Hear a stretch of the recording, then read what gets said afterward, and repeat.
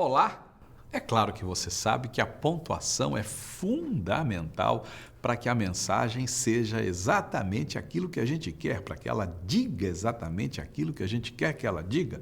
Uma vírgula pode simplesmente mudar o sentido do texto.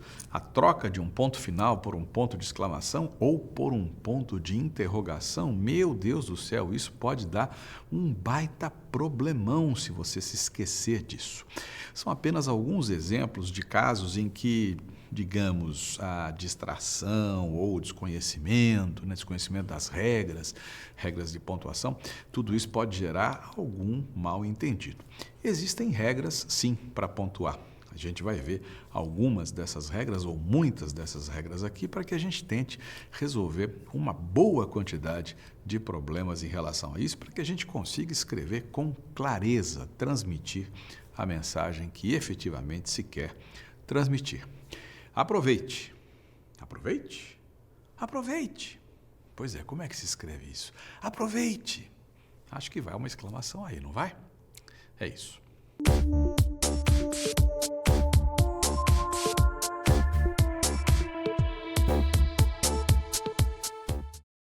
Pois é, acho que todo mundo já ouviu aquela história que diz que vírgula é para respirar.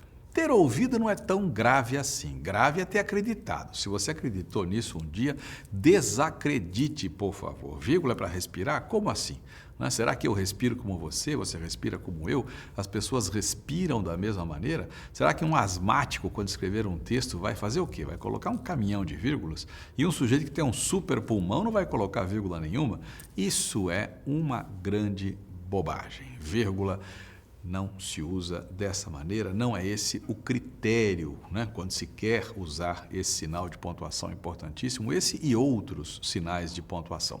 A vírgula essencialmente depende da questão sintática, da função sintática, e a vírgula também depende da questão estilística, daquilo que se quer dizer, de como se quer dizer, de como se pode trabalhar com a ordem dos termos e por aí vai.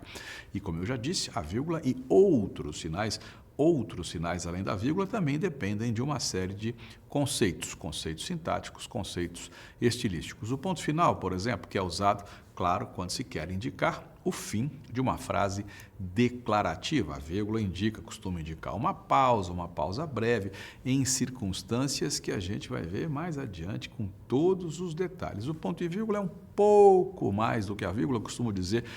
O ponto e vírgula é, digamos, o meio do caminho entre a vírgula e o ponto final, também tem lá os seus aspectos particulares, a gente vai ver aqui. O ponto de interrogação que o pessoal que escreve na internet, e-mail e tal, não coloca de jeito nenhum e a gente recebe aquela mensagem, lê aquilo e lê como se fosse uma afirmação e não é.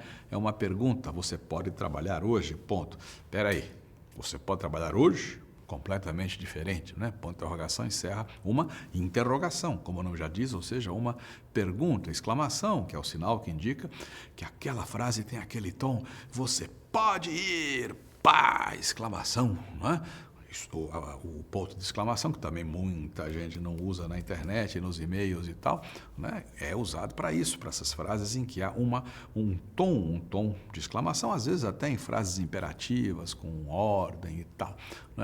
Em suma, há vários e vários sinais de pontuação que a gente vai ver aqui, as reticências, que podem indicar pura e simplesmente a interrupção da frase, que não precisa ser completada, fica para o leitor a conclusão, a dedução, ou não, as reticências podem indicar um certo vacilo, uma certa hesitação, um certo momento de dúvida e tal.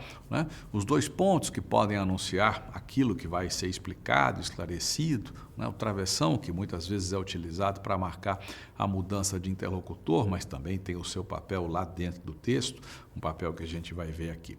Em suma, teremos aqui um cardápio amplo em relação aos sinais de pontuação, claro, ênfase em relação à vírgula, que é o sinal de pontuação mais importante, mais utilizado.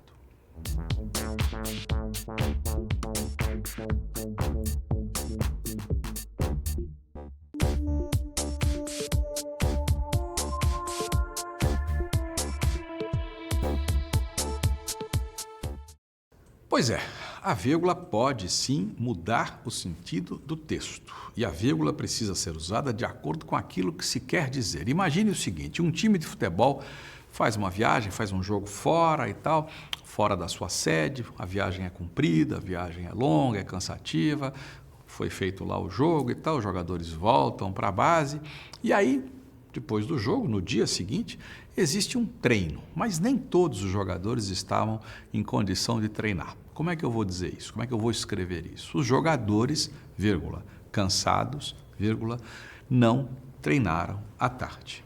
Isso deixa claro que os jogadores todos estavam cansados e não treinaram à tarde. Agora imagine o seguinte, a mesma situação. O time jogou fora da cidade, fora da sua sede, voltou no dia seguinte, voltou de ônibus, voltou cansado e tal. Mesmo assim, alguns jogadores quiseram treinar no outro dia, depois do jogo. Alguns não, outros sim. E aí eu vou dizer que só os cansados acharam que era melhor não treinar. Eu vou escrever como? Os jogadores cansados não quiseram treinar. Não é? Desse jeito, os jogadores cansados, sem isolar cansados, sem colocar cansados entre vírgula, eu não tenho mais a generalização e sim passo a ter a restrição. Cansados funciona aí como um termo que restringe o universo anterior, o universo formado pelo termo jogadores. Então, os jogadores, vírgula, cansados, vírgula, não quiseram treinar ontem à tarde, significa o quê? Que todos eles estavam cansados e não quiseram treinar. Os jogadores cansados não quiseram treinar ontem à tarde, sem a pontuação, indica o quê? Que alguns treinaram. Quais treinaram? Os que não estavam cansados. Os que estavam cansados não quiseram treinar ontem à tarde. Esse é só um dos papéis das vírgulas ou da vírgula, essa coisa da restrição e da generalização. Isso é fundamental, isso muda completamente a mensagem.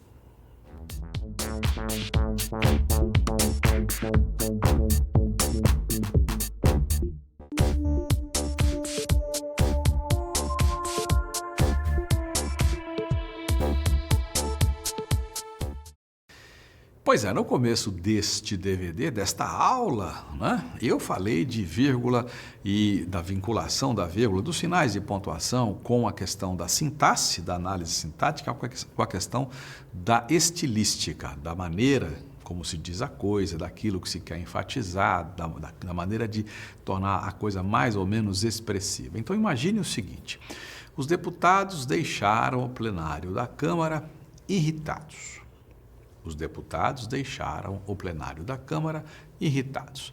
Nós temos aí irritados relativo aos deputados, os deputados sujeito, irritados lá no fim do predicado. Esse termo funciona como predicativo do sujeito. A ordem aí é diretíssima. Os deputados sujeito deixaram é o verbo transitivo, o plenário da Câmara, o complemento direto do verbo deixar, irritados, o estado deles, deputados, no momento em que deixaram o plenário, ou seja, predicativo do sujeito. Não há motivo para colocar vírgula nenhuma, ordem direta, não é preciso colocar vírgula. Eu posso pegar esse termo irritados e passear com ele. Eu posso tirar de lá do fim e começar a recuar. Eu posso dizer, por exemplo, os deputados deixaram irritados o plenário da Câmara. Pronto, eu já coloquei irritados entre o verbo e o complemento do verbo. Vou usar duas vírgulas. Os deputados deixaram, vírgula, irritados, vírgula, o plenário da Câmara. Essas vírgulas vão isolar irritados, termo que está posto entre o verbo e o seu complemento, e ao mesmo tempo vão já gerar um certo grau de ênfase para essa irritação dos deputados. ênfase mais forte do que a que havia na ordem direta. Eu posso agora pegar irritados e passear mais um pouquinho, jogar mais para trás. Os deputados, vírgula, irritados, vírgula, deixaram o plenário da Câmara. Aqui a pontuação é fundamentalíssima. Note que se eu não colocar as vírgulas, eu mudo o sentido do texto. Eu volto àquele item já discutido, a questão da restrição e da generalização. Se eu escrever os deputados, vírgula, irritados, vírgula, deixaram o plenário da Câmara, eu vou enfatizar mais ainda o fato de que eles, deputados, no momento em que deixaram a Câmara, estavam irritados, o plenário da Câmara. Se eu não colocar vírgulas, as vírgulas, os deputados irritados deixaram o plenário da Câmara, eu passo a dizer o seguinte, eu divido o plenário em dois times, o time dos irritados e o time dos não irritados, dos felizes, dos tranquilos, dos oba-oba e tal, não sei o quê. E aí, sem as vírgulas, os deputados irritados deixaram. Eu passo a dizer que só os irritados caíram fora, os outros lá ficaram. Todo mundo feliz, contente, os que estavam irritados deram no pé. Então, as vírgulas são fundamentais aí para deixar o mesmo sentido e aumentar a carga de ênfase sobre a irritação dos deputados. E se eu colocar irritados no começo, irritados, vírgula, os deputados deixaram o plenário da Câmara, eu passo a ter uma alteração mais radical, porque a irritação passa a ser não só o estado dos deputados no momento em que deixam o plenário, passa a ser também a causa. Ouça novamente, irritados, os deputados deixaram o plenário da Câmara.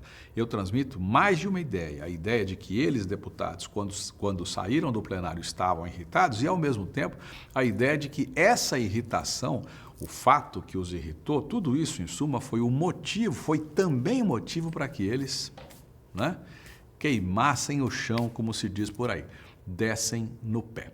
Então, eu vou pontuar, né? Irritados, vírgula. Note que a pontuação acompanha a alteração da ordem, a posição dos termos e acompanha, claro, a transformação que tudo isso gera na mensagem transmitida.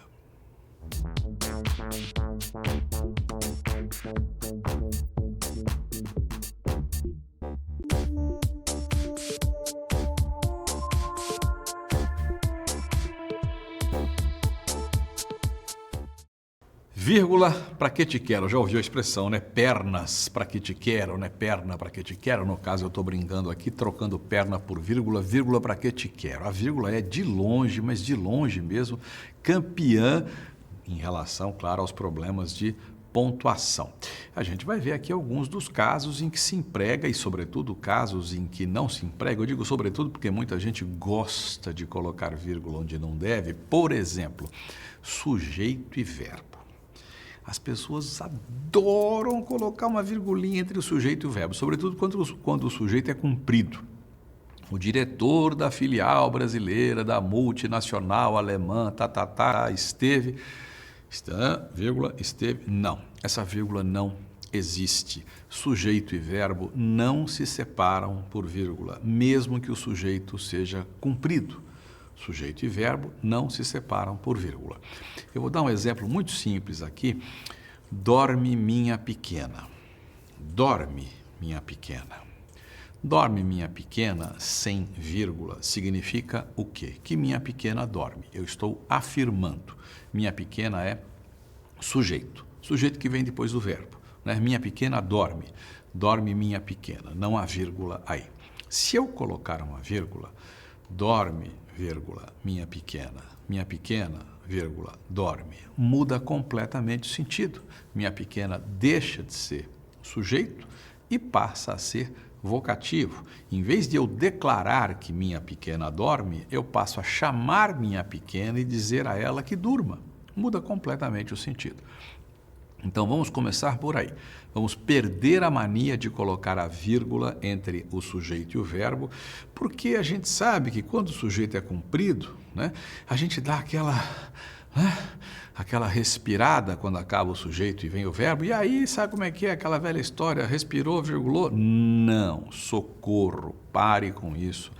Esqueça essa coisa de se pautar pela respiração para colocar a vírgula. Sujeito e verbo não se separam por vírgula.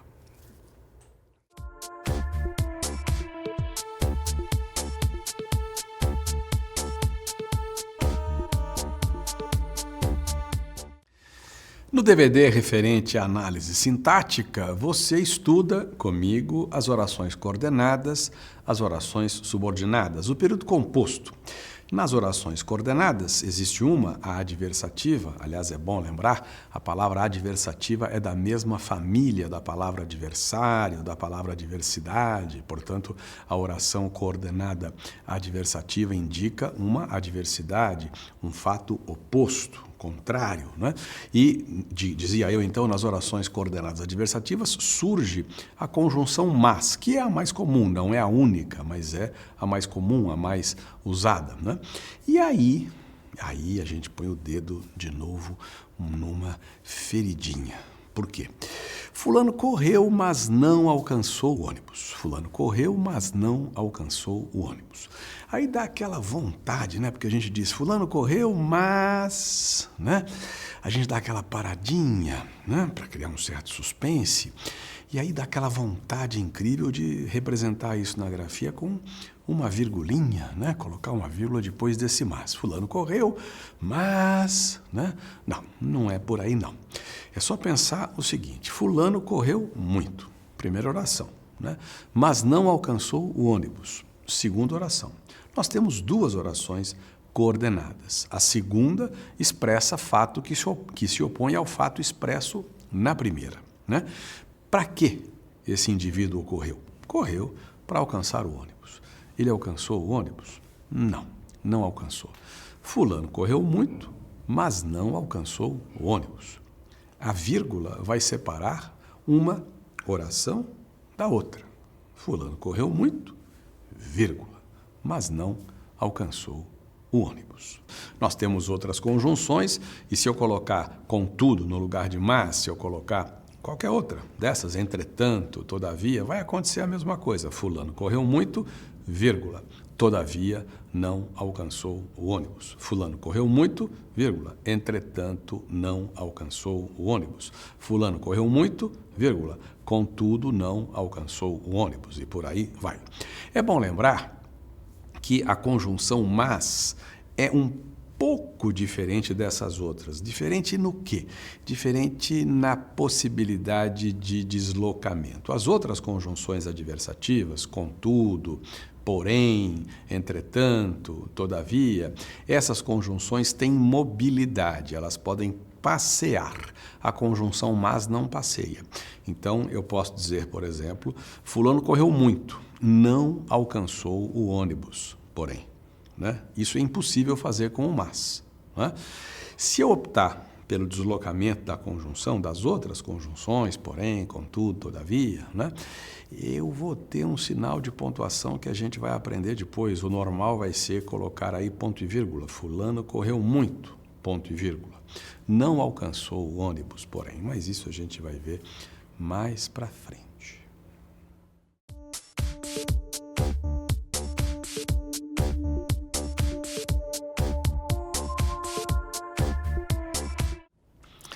No volume relativo à análise sintática, você aprende que existe adjunto adverbial, existe oração adverbial, oração subordinada adverbial. Tanto o adjunto adverbial quanto a oração subordinada adverbial expressam uma circunstância. São muitas as circunstâncias. Por exemplo, circunstância de tempo. Se eu disser, estive lá ontem, a palavra ontem indica uma circunstância de tempo. Quando eu estive lá, ontem é um advérbio, sintaticamente um adjunto adverbial de tempo. Em vez de dizer estive lá ontem, eu posso dizer estive lá quando isso aconteceu. Eu não marco mais o tempo, não indico mais o tempo com a palavra ontem, e sim com a oração quando isso aconteceu. A oração quando isso aconteceu é adverbial, subordinada adverbial temporal. Ela todinha indica o tempo do que ocorre, do que se indica, do que se informa na outra oração. Muito bem. Você sabe que na ordem direta a vírgula é desnecessária. Estive lá ontem, eu não preciso colocar vírgula. A mesma coisa vai acontecer se, em vez de eu usar um advérbio, um adjunto adverbial, eu usar uma oração adverbial. Estive lá quando isso aconteceu. Eu não preciso colocar vírgula. O fato de eu dizer que não é necessário colocar vírgula não quer dizer que seja proibido colocar vírgula. Eu posso colocar vírgula tanto para separar o advérbio, o adjunto adverbial, quanto para separar a oração adverbial, ou seja, estive lá, vírgula, ontem. Isso é possível, é uma vírgula enfática, né? Estive lá, vírgula, quando isso aconteceu. Perfeitamente possível, mas posso não colocar, como já disse aqui. Se eu inverter Se eu colocar a oração subordinada adverbial na frente, não é? Quando isso aconteceu, eu estive lá. Quando isso aconteceu, eu estive lá. Aí a vírgula passa a ser obrigatória. Eu tenho uma oração adverbial, uma oração subordinada, adverbial, temporal antecipada, posta antes da principal, eu vou usar a vírgula, não é? Isso é ponto pacífico. Deixe-me lembrar aqui de uma canção antológica, você certamente conhece, Travessia. Quando você foi embora, fez-se noite em meu viver, não é? Quando você foi embora, vírgula, fez-se noite em meu viver. A oração quando você foi embora é subordinada adverbial temporal, posta antes da oração principal, existe uma vírgula obrigatória. Se o Fernando tivesse escrito na ordem direta, fez-se noite em meu viver, quando você foi embora, a vírgula seria possível, não seria obrigatória, não seria proibida, e aí a gente escolheria de acordo com a necessidade, de acordo com aquilo que se quisesse dizer, né? É preciso tomar cuidado, porque muita gente, na hora de escrever essas orações adverbiais, não só a temporal, por exemplo, a condicional, mais comum é ser. Se você for lá, diga a fulano que, se você for lá, oração subordinada, adverbial, condicional, posta antes da principal, se você for lá, vírgula, diga a fulano que, se você for beber, se você beber, ou algo do gênero, né? Se você for beber, vírgula, não dirige, isso é um período. Esse período funciona como uma advertência, aparece em placas públicas e tal. Quer dizer, eu não sei por que o pessoal não gosta da vírgula. Eu sempre vejo isso por aí, se for beber, não dirija, na publicidade, na televisão, se beber, não dirija, sem a vírgula. Essa vírgula é obrigatória, se você beber, vírgula. Oração subordinada, adverbial, no caso condicional, posta antes da principal, vírgula. Vírgula separa essa adverbial anteposta da principal.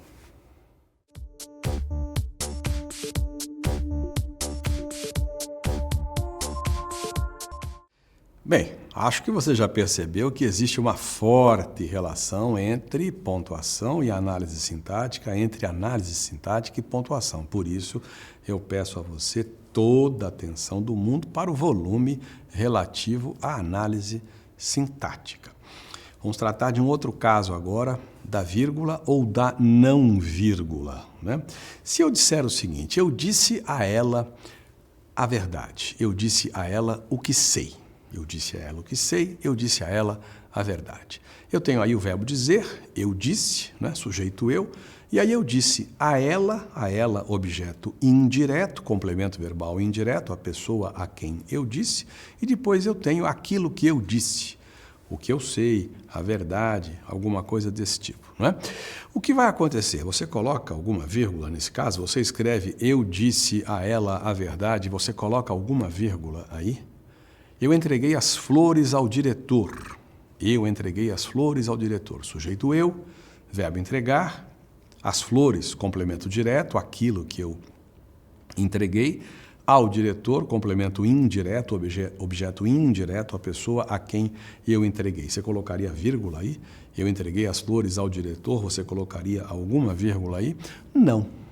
E por quê? Vamos relembrar. Eu já disse aqui, se eu tenho termos colocados na ordem direta, se eu tenho constituintes imediatos, que constituintes imediatos? Eu, sujeito, entreguei, verbo, sujeito e verbo são constituintes imediatos. Eu, sujeito, disse, verbo, né?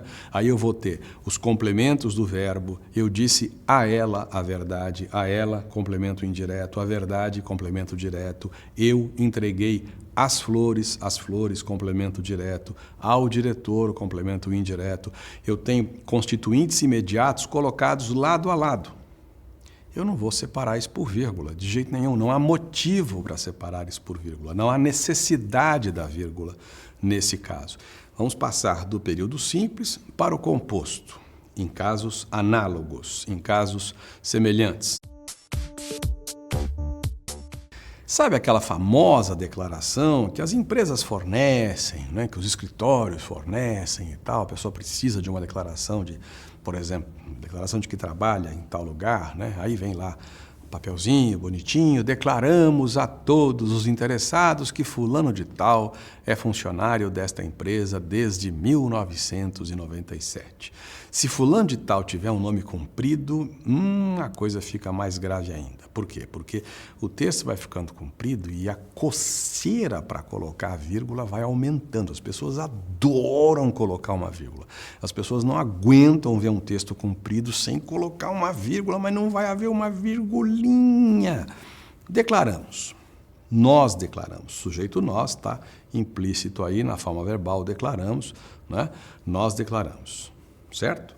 Nós declaramos a alguém e declaramos alguma coisa. Declaramos a quem? A todos os interessados. Qual é a função dessa expressão? A todos os interessados. Complemento verbal indireto. Preposição a, declarar a alguém. Objeto indireto. O que é que nós declaramos? Declaramos X. X é o objeto direto, é o complemento direto. Quem é o X aí? O X é aquilo que nós declaramos. Vamos ver o que é que nós declaramos. Que fulano de tal é funcionário desta empresa desde 1997. Esse é o complemento direto, em forma de oração.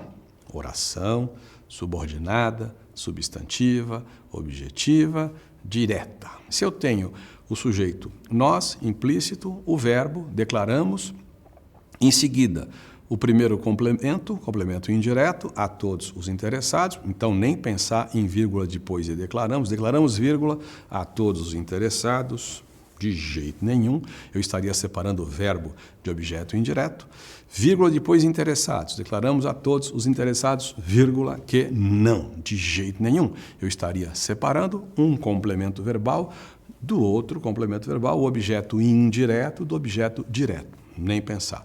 Vírgula depois de fulano de tal, que é uma coisa muito comum por aí, quando fulano de tal tem aquele nome comprido, e fulano de tal, vírgula é.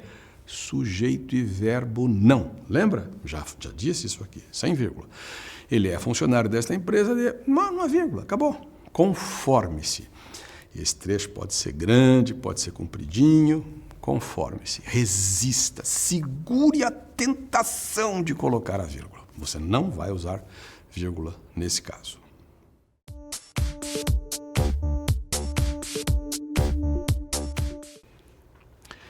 Eu fui à feira e comprei laranja, banana, maçã, pera, abacate, chuchu, tomate, não sei o quê, não sei o quê, não sei o quê. Tudo isso é a lista, né, daquilo que eu comprei. Nós temos aí a famosa enumeração, elementos dispostos em enumeração. Todo mundo sabe escrever isso, né? Laranja, vírgula, banana, vírgula, abacate, vírgula, chuchu, vírgula. Só que uma hora essa lista acaba, não é? E aí ela pode acabar de mais de um jeito. Ela pode acabar assim, e mamão, por exemplo. E aí, do penúltimo para o último, entra o e, né? E pronto, e não se coloca mais aquela vírgula que vinha antes, separando os elementos enumerados, né? Então, laranja, vírgula, banana, vírgula, abacate, vírgula, maçã e mamão. Essa é uma maneira de terminar essa numeração. Outra maneira clássica é colocar o famoso etc. Então, eu comprei laranja, banana, abacate, mamão, etc. Né? Então, laranja, vírgula, banana, vírgula, mamão, vírgula, e vai até chegar a hora do etc. Como é que se faz isso? Existe ou não existe vírgula antes desse etc., que é uma forma de reduzir uma expressão latina et coetera e outras coisas. Há dois procedimentos. Há quem coloque vírgula antes de etc., entendendo que esse etc. se tornou mais um elemento da enumeração, como se ele fosse um elemento a mais. Laranja, vírgula, banana, vírgula, abacate, vírgula, etc. Isso é perfeitamente possível, está consagrado pelo uso, muita gente faz assim. Há quem leve em conta o aspecto etimológico, ou seja, a origem da expressão etc., formada pelo et, né, que é o e latino. E quem leva em conta a etimologia, a origem, despreza a vírgula, age com o etc. como age com o e. Né? Então, banana, vírgula, abacate, vírgula, mamão, vírgula, tomate, vírgula, chuchu, etc., sem a vírgula. Os dois procedimentos são absolutamente possíveis, corretos, explicáveis, justificáveis e adotados, ora por A, ora por B. Se você pegar até nos dicionários, você vai ver essa diferença. Por exemplo, no dicionário Wise, todas as vezes que você vê lá um comentário qualquer, uma explicação qualquer de um verbete, e quando há o emprego de etc., você vai ver que no dicionário Wise não há vírgula antes de etc. Se você pegar o Aurélio, você vai ver justamente o contrário. Quem tem razão? Os dois. A decisão fica por sua conta.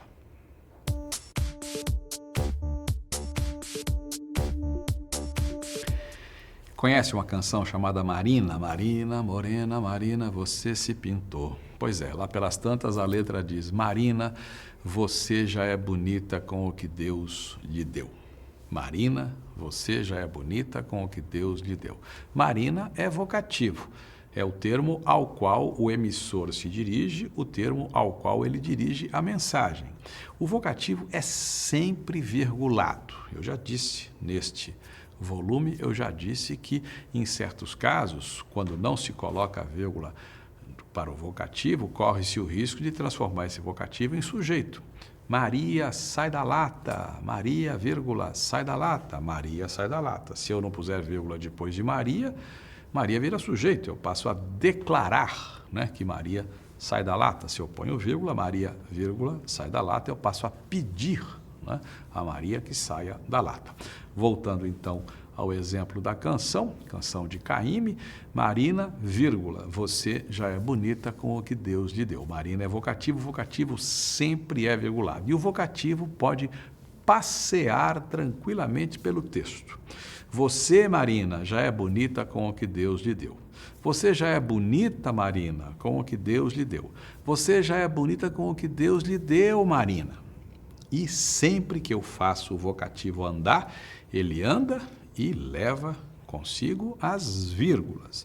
Então, Marina, vírgula, você já é bonita com o que Deus lhe deu. Você, vírgula, Marina, vírgula, já é bonita com o que Deus lhe deu. Você já é bonita, vírgula, Marina, vírgula, com o que Deus lhe deu. Você já é bonita com o que Deus lhe deu, vírgula, Marina. Virgule o vocativo, sempre, sempre. A começar pelas mensagens que você escreve na internet. Oi, fulano. Eu faço um teste. Eu recebo mensagens, a pessoa me escreve: olá, Pasquale. Pasquale sou eu. Olá, Pasquale. Sempre vem sem vírgula. Eu respondo: olá, fulano. E põe a vírgula para ver se a pessoa percebe que ali existe um vocativo. O vocativo tem que ser virgulado. Olá, vírgula, fulano. O vocativo deve ser virgulado. Sempre.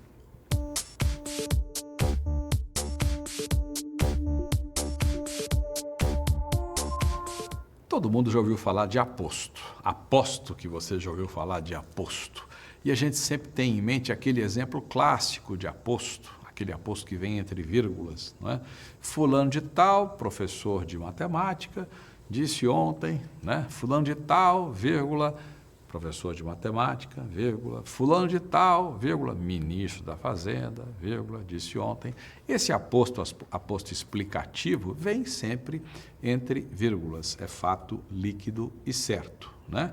Então, se eu digo, por exemplo, o nome de uma autoridade, digo em seguida que cargo essa autoridade exerce, né? Por exemplo, fulano de tal, vírgula, governador do estado X, vírgula, esteve ontem e tal, né? Então, esse tipo de aposto explicativo vem sempre entre vírgulas, obrigatoriamente entre vírgulas. Agora, cuidado porque às vezes é preciso separar certas coisinhas, né, certos conceitos e tal. Então, uma coisa é dizer o ministro da Fazenda, outra coisa é dizer o ex-ministro da Fazenda. Ministro da Fazenda existe um, só um. Ex-ministro da Fazenda, nossa senhora, um monte, uma tonelada. Nos dois casos, quando eu disser o ministro da Fazenda, fulano de tal, o ex-ministro da Fazenda, fulano de tal, nos dois casos, fulano de tal é aposto. Só que no primeiro caso é aposto explicativo, né? Então, o ministro da Fazenda, vírgula, fulano de tal, vírgula, né? Aposto explicativo. O ex-ministro da Fazenda, ministro da Fazenda, ex-ministro da Fazenda, no caso, como eu disse, existem vários, então o nome desse ex-ministro vai ser um aposto restritivo. e não explicativo. Eu vou pegar o universo de ex-ministros e deste universo de ex-ministros vou pegar um, né? E vou restringir esse universo. Então, nesse caso, não há vírgula. O ex-ministro da Fazenda, fulano de tal, participou ontem, não há vírgula nesse caso. Então, lembre-se, nem todo aposto é explicativo. Existe o aposto restritivo. E o aposto restritivo não é separado por vírgula.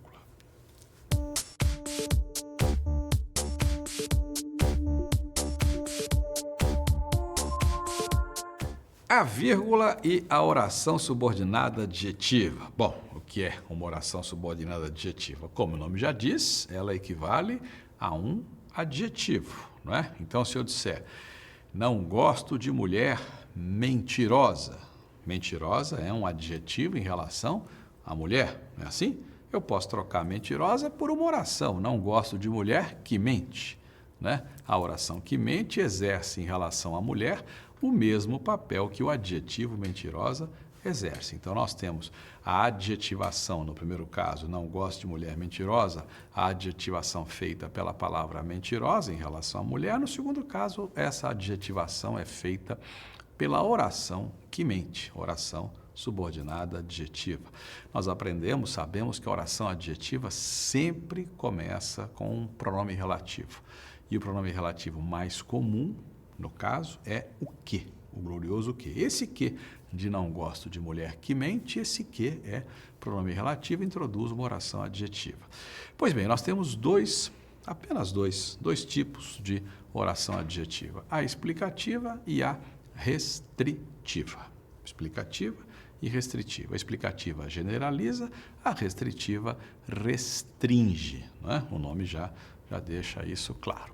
Então, se eu disser assim, os bares da Vila Tal que colocam mesa na calçada podem funcionar até não sei que horas. A mensagem vai depender da pontuação. Se eu disser, os bares da Vila Tal, vírgula, que colocam mesas nas calçadas, vírgula, podem funcionar até tal hora, eu estou dizendo que todos os bares da Vila Tal colocam mesas na calçada. Esse que introduz uma oração adjetiva, os bares da Vila Tal, os quais colocam, esse que é pronome relativo. E se eu pontuar, se eu separar esse que do termo anterior por vírgula, eu estarei dando a essa oração que começa no relativo, o que é um caráter genérico, não é? Então, os bares da Vila Tal, vírgula, que colocam mesas nas calçadas, eu estou afirmando com essa pontuação que esses bares, todos esses bares da Vila Tal colocam mesas nas calçadas e podem funcionar de tal hora a tal hora. Se eu escrever, os bares da Vila Tal que colocam mesas nas calçadas podem funcionar de tal hora a tal hora, eu vou com esse que, continuo introduzindo uma oração adjetiva, eu não virgulei, eu não pus vírgula antes, e com esse fato, o fato de eu não ter pontuado, eu estou considerando esse que como elemento que introduz uma oração adjetiva restritiva, que está restringindo. Então, agora não estou mais falando de todos os bares da Vila Tal, não estou mais dizendo que todos eles colocam mesas nas calçadas e podem funcionar de tal hora a tal hora. Eu estou dizendo que só podem funcionar de tal hora a tal hora os bares da Vila Tal que colocam mesas nas calçadas. Os outros, os que não colocam, não vão funcionar nesse horário. Então, aquela velha história, novamente, restringir, generalizar. Lembre-se disso. Restrição significa sem vírgula. Generalização com vírgula. Então, os bares da Vila Tal, vírgula, que colocam mesas sobre as calçadas, vírgula, podem funcionar de tal hora a tal hora. Com essa redação, eu estou dizendo que todos os bares da Vila Tal colocam mesas nas calçadas e podem funcionar de tal hora a tal hora. Se eu escrever isso sem a pontuação, sem as vírgulas, eu vou transmitir outra mensagem, que na Vila Tal existem bares que colocam e bares que não colocam mesas sobre as calçadas. E podem funcionar de tal hora a tal hora apenas aqueles bares que colocam mesas nas calçadas. É isso.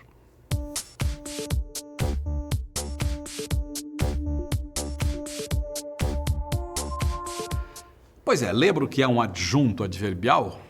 Lembra? Adjunto adverbial é essencialmente um modificador do verbo, pode também modificar um adjetivo ou um outro advérbio, mas essencialmente é um modificador do verbo, indica uma circunstância, tempo, lugar, dúvida, negação, tarará, tarará, tarará, tá. Qual é a posição natural do adjunto adverbial na chamada ordem direta? Ordem direta, você sabe, vem primeiro o sujeito, depois vem o predicado. No predicado, primeiro o verbo, e aí depende do verbo. Se o verbo é transitivo, vem os complementos. Se o verbo é de ligação, vem o predicativo e por aí vai. O adjunto adverbial, coitadinho, vai sendo chutado lá para o fim. A posição natural dele na ordem direta é o fim da frase, né? Eu comprei 2 livros muito interessantes ontem à tarde. Então, eu, sujeito, comprei o verbo, 2 livros muito interessantes, complemento do verbo, ontem à tarde, adjunto adverbial de tempo. Quantas vírgulas eu vou colocar aí? Nenhuma, né? Nenhuma, ordem direta. Posso pegar essa expressão adverbial, ontem à tarde, e colocar no começo. Ontem à tarde eu comprei 2 livros muito interessantes. Eu posso virgular, ontem à tarde, vírgula, né? Comprei 2 livros muito interessantes. Eu comprei ontem à tarde 2 livros muito interessantes. Eu comprei, vírgula, ontem à tarde, vírgula, 2 livros muito interessantes. Note que eu vou colocar 2 vírgulas, uma que abre espaço para o adjunto, separa o verbo do complemento, a outra que fecha esse espaço dessa separação, né? E aí é aquela velha história, eu até posso não colocar vírgula nenhuma, eu posso escrever, eu comprei ontem à tarde 2 livros muito interessantes, deixo direto, sem vírgula, com as vírgulas eu enfatizo esse adjunto adverbial, sem as vírgulas eu não enfatizo. Se o adjunto ficar muito comprido, né, eu vou realmente distanciar demais o verbo do complemento. É bom nem fazer muito isso, porque é estilo meio duvidoso e tal, mas se o adjunto for lá meio compridinho, eu vou colocar uma vírgula. Eu comprei na semana passada 2 livros. Na semana passada é um adjunto adverbial formado por 3 elementos, né? E grandes e tal. Comprei, vírgula, na semana passada, vírgula, né? 2 livros muito interessantes. Agora, o que eu não posso fazer de jeito nenhum, e muita gente faz, é pegar esse adjunto adverbial que está intercalado, que está dentro, e eu não posso colocar uma vírgula só. Eu comprei ontem à tarde, vírgula, 2 livros, de jeito nenhum. Eu comprei, vírgula, ontem à tarde, 2 livros, de jeito nenhum, né? Essa vírgula solteira, coitadinha, sozinha, está fazendo o que aí? Ela fecha o que não foi aberto, ou ela abre o que não foi fechado, o que não vai ser fechado? Não faça isso. Ou 2, ou nada. Eu comprei, vírgula, ontem à tarde, vírgula, 2 livros muito interessantes. Ou então, eu comprei ontem à tarde 2 livros muito interessantes. 2 ou nenhuma. Claro, se o adjunto for para o começo, ontem à tarde, vírgula, eu comprei 2 livros muito interessantes, ou até sem vírgula nenhuma. Mas não se esqueça, se eu intercalar o adjunto adverbial, eu não vou colocar uma vírgula só. 2 ou nada. Se abrir, fecha, ou então não abre nem fecha. É isso.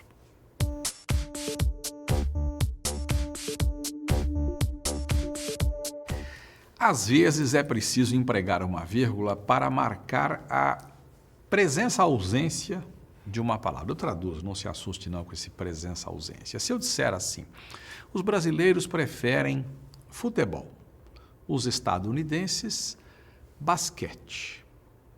Há uma palavra que está aí, mas não está. Qual é a palavra? A palavra preferem. Os brasileiros preferem futebol, os estadunidenses preferem basquete. A palavra preferem, na sua segunda ocorrência, acaba ficando subentendida, acaba ficando oculta. É um verbo que está escondidinho ali, não é?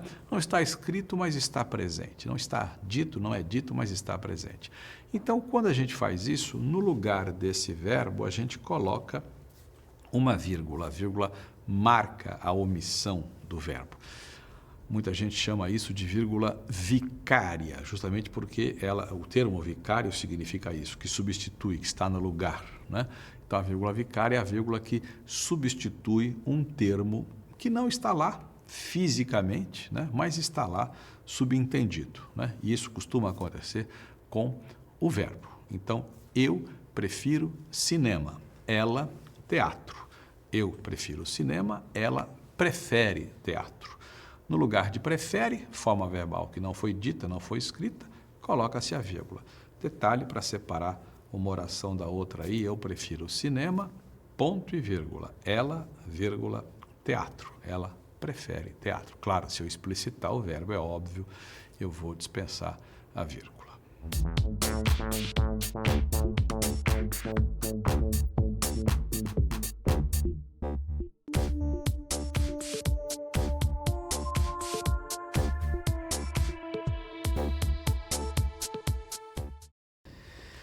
Ponto e vírgula, outro sinal de pontuação que deixa muita gente, não é, com medo, assustada. Por que será que o ponto e vírgula se chama ponto e vírgula?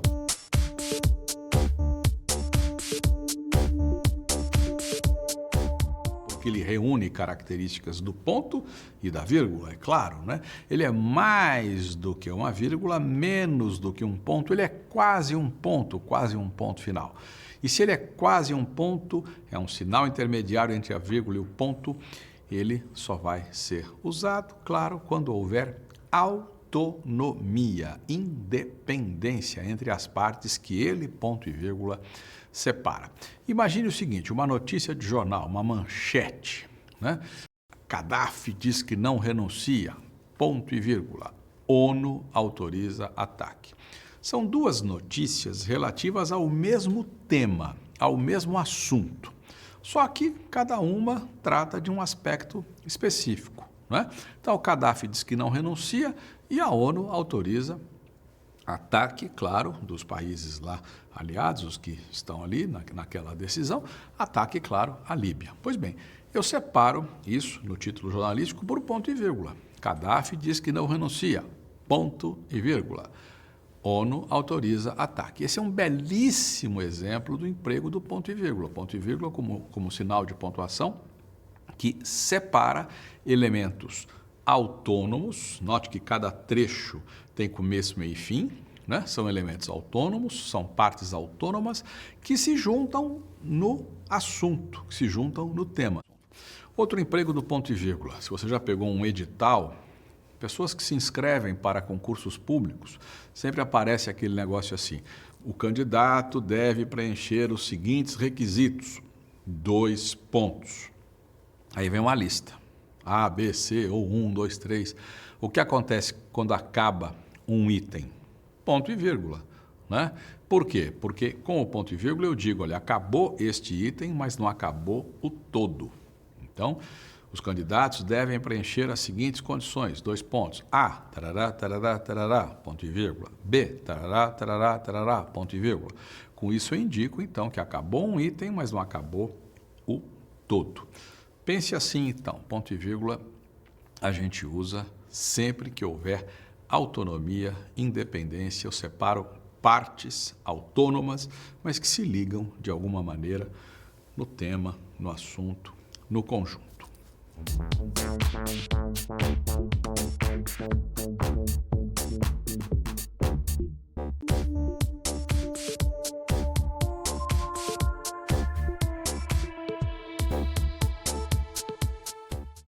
Bem, além da vírgula, do ponto e vírgula, que são os sinais de pontuação mais problemáticos, mais importantes, mais difíceis, né, que aqueles que geram, né, mais probleminhas e tal. Além desses, nós temos outros, talvez mais tranquilos. O ponto final, por exemplo, todo mundo sabe, ponto final, o nome já diz, ponto final, encerra a coisa, né? Eu coloco ponto final, acabou, até logo, até amanhã. Os 2 pontos, também não há grandes problemas, a gente coloca 2 pontos para anunciar que o que vem pela frente esclarece, explica um termo que ficou para trás. Agora, cuidado, muita gente faz assim, estiveram presentes, 2 pontos, fulano, fulano, fulano. Nesse caso, não, estiveram presentes fulano, porque eu não tenho nenhuma palavra, né, para ser explicada por fulano, fulano, fulano. Se eu dissesse, estiveram presentes as seguintes pessoas, 2 pontos, fulano, beltrano, aí sim, porque fulano, beltrano é uma lista que explica pessoas, que esclarece pessoas, que desenvolve pessoas, né? Eu comprei 2 pontos, laranja, banana, não. Eu comprei o seguinte, 2 pontos, laranja, banana, aí sim, porque laranja, banana é a listinha da palavra seguinte, que esclarece a palavra seguinte. Comprei o seguinte, 2 pontos. Então lembre-se disso para não usar à toa os 2 pontos. O ponto de interrogação, meu Deus do céu, moçada que escreve na internet, por favor, né? Vamos colocar ponto de interrogação quando de fato houver uma pergunta, né? Interrogação, interrogar, perguntar.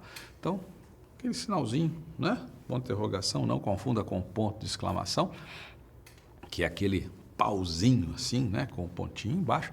E como a gente diz, ponto de exclamação serve para a gente dizer alguma coisa com ênfase, né? Vitória! Pá! Ponto de exclamação, né? Se você estuda espanhol, lembre-se de que em espanhol o ponto de exclamação e o ponto de interrogação aparecem no início, né? De ponta cabeça. É um belo recurso que nós, lamentavelmente, não temos. A pergunta em espanhol começa com ponto de interrogação de cabeça para baixo. É muito legal isso.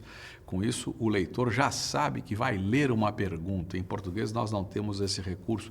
A gente tem que colocar o ponto de interrogação só no fim. E muita gente não coloca no fim, né? Aí vira uma salada. A gente lê a frase como se fosse afirmação, quando, na verdade, nós temos ali uma pergunta. As reticências. As reticências podem ser colocadas para deixar a conclusão para o leitor, e aí muita gente não percebe a sutileza do autor que não completa a frase, que não precisa ser completada. A conclusão é óbvia, isso fica para o leitor. Às vezes a conclusão não é tão óbvia, mesmo assim ele coloca as reticências para que cada um tire lá a sua dedução, conclua da maneira que quiser. Ou então as reticências podem indicar suspense, alguma coisa desse tipo. As aspas, meu Deus, quanta gente lê e não percebe a presença das aspas, que servem muitas vezes para indicar que se trata ali naquele trecho de uma transcrição do que foi dito ou escrito por outra pessoa. E aí, se você ler isso e não perceber, você vai acabar atribuindo ao autor daquele texto algo que não é dele, que não é ele que pensa, que não é ele que diz, ele está transcrevendo aquilo. Leve em conta as aspas nesse papel que elas têm, não é? Não só esse papel. Há outro, por exemplo, nos diálogos, 2 pontos, não é? Eu vou introduzir o que alguém diz, eu coloco lá as aspas e tal. Às vezes as aspas servem para alterar o sentido de um termo, dar ao termo um sentido diferente do que esse termo tem no papel, pau, pedra. Então você imagina o seguinte, um jogador de futebol foi contratado por um time, estreou, né? Mas na primeira partida, na estreia, ele jogou 5 minutos e se machucou. Machucou feio, contusão grave, ficou sem jogar um tempão. Quando ficou bom, sarou, vai jogar. Aí o jornal coloca lá, fulano estreia e põe estreia entre aspas. Por quê? Porque, na verdade, ele já estreou, mas aquela estreia não valeu. Coitado, o cidadão entrou, jogou 5 minutos, se machucou, ficou 3 meses parado.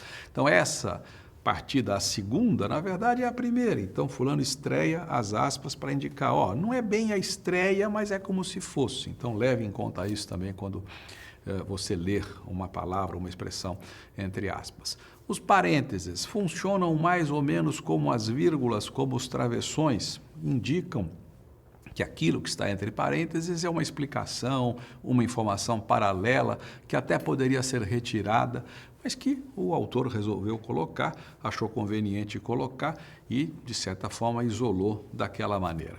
O apóstrofo, que não se pode confundir com apóstrofe, são coisas distintas. O apóstrofo é aquela virgulinha, né, que se coloca gota d'água, de apóstrofo, água. Não é?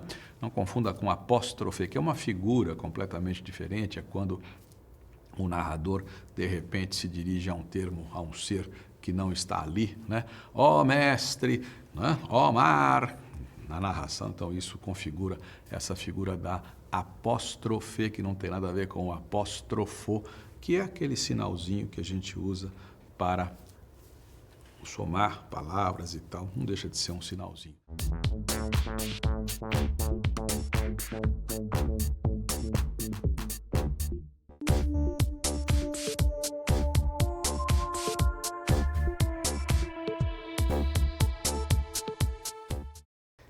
Travessão. Todo mundo conhece o uso clássico do travessão nos diálogos, não é? Então, nos textos narrativos em que há diálogo entre personagens, o que acontece? Então, o narrador, lá, 2 pontos, tal, travessão, fala de alguém, embaixo, travessão, mudou o interlocutor, novo travessão e por aí vai. Esse caso é clássico, é conhecido. Agora, é preciso lembrar que existe o uso do travessão dentro do texto. Fora dessa história de mudar de interlocutor, fora dessa história do diálogo, outra história completamente distinta. O travessão dentro do texto com um papel semelhante ao papel das vírgulas, né? Semelhante, mas não completamente igual. Os textos jornalísticos se valem muito disso, né? Do uso desse travessão interno, assim chamado. E quando é que a gente usa isso? Quando a gente quer, em vez de colocar uma vírgula para uma determinada expressão que vai explicar alguma coisa, quando a gente quer destacar um pouco mais essa expressão, a gente coloca um travessão em vez de colocar uma vírgula. Então, se eu vier falando lá qualquer coisa, e aí eu cito determinado político, alguém que já ocupou determinado cargo, né? Vou encerrar lá o parágrafo, por exemplo, eu poderia colocar o nome desse cidadão e colocar vírgula, ex-presidente da República, ou então ex-senador, né? Qualquer coisa assim. Eu posso, em vez de colocar vírgula, posso colocar um travessão para destacar, de certa forma, um pouco mais esse elemento. É importante lembrar que, se isso for feito dentro do texto, eu vou ter 2 travessões, um que abre, um que fecha, e aí eu continuo o texto. Se essa observação for feita no final do período, no final do parágrafo, aí eu tenho um travessão, a expressão que explica o termo antecedente e um ponto final. E às vezes eu tenho, quando eu coloco isso dentro do texto, ou seja, coloco um travessão, ponho a explicação, fecho com outro travessão, às vezes é preciso colocar uma vírgula depois desse travessão. Quando? Como é que eu faço para saber se há ou se não há vírgula depois do travessão? É muito simples. Você pega o travessão que abre e o travessão que fecha, você junta tudo, amassa, esmaga, joga fora e vê o que sobra. Se ali cabe uma vírgula, não é? É preciso, então, colocar depois do travessão essa vírgula. Vou dar um exemplo concreto aqui, né? Se eu pegar, eu falo de futebol, por exemplo, falo da história dos times da cidade de São Paulo, lá pelas tantas eu falo, por exemplo, do Juventus, do Clube Atlético Juventus, né? Clube Atlético Juventus, travessão conhecido por muitos como moleque travesso, travessão, vírgula, né? Que foi fundado, percebe? Haveria uma vírgula antes desse quê? Clube Atlético Juventus, vírgula, que foi fundado, né? Mas em vez de colocar Clube Atlético Juventus, vírgula, que foi fundado, eu resolvi colocar o apelido, que conhecido por muitos como moleque travesso. Então, Clube Atlético Juventus, travessão, conhecido como moleque travesso, travessão, vírgula, que foi fundado. Simples, não é? É só pegar os travessões, esmagar tudo, jogar fora. Como é que fica? Clube Atlético Juventus, vírgula, que foi fundado. Funciona desse jeito.